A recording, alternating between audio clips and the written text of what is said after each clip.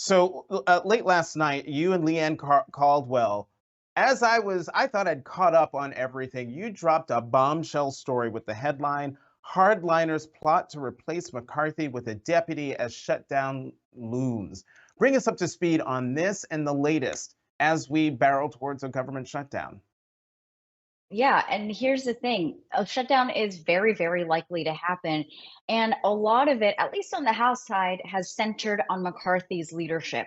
Hardliners there have made his life pretty difficult, and also the lives of a number of Republicans who do largely agree on funding the government in the short term, funding the government so that they can be able to pass a number of years that fund the government for the full year. But this group of hardliners, about a dozen or less, some of them are in the Freedom Caucus. They have just been arbiters this entire time to that process. As much as they've called for certain things, they've also blocked those certain things from happening. And some of that momentum has simply been because some of them personally do not like McCarthy. They do want to see him fail. And in turn, many of their colleagues are genuinely upset with them because, as someone has told me, they are putting themselves and their interests first before even funding the country, before making sure that Americans receive a number of help that the government does give. And again, these are conservatives saying that.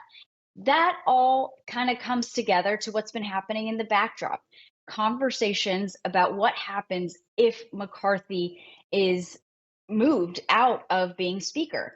One Republican, can bring that up, can make that happen.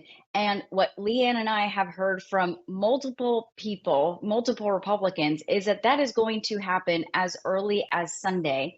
It could happen at some point next week. And when one person goes and motions to vacate McCarthy, you have to vote on that. The House has to vote on that in 48 hours. And this small group is being a bit strategic in who they want to pick. And they want to pick Majority Whip Tom Emmer. The reason why, he's number 3 right now, so that would mean not nominating Steve Scalise, who is the number 2. And the reason why they see Emmer as a more affordable pick is because he has not been in leadership for that long. They do not see him as an establishment character necessarily, like they do McCarthy or Scalise.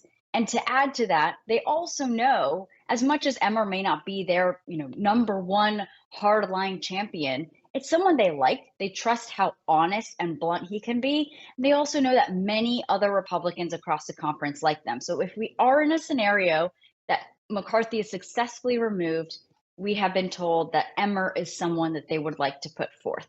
All of this possibly happening while the government is shut down.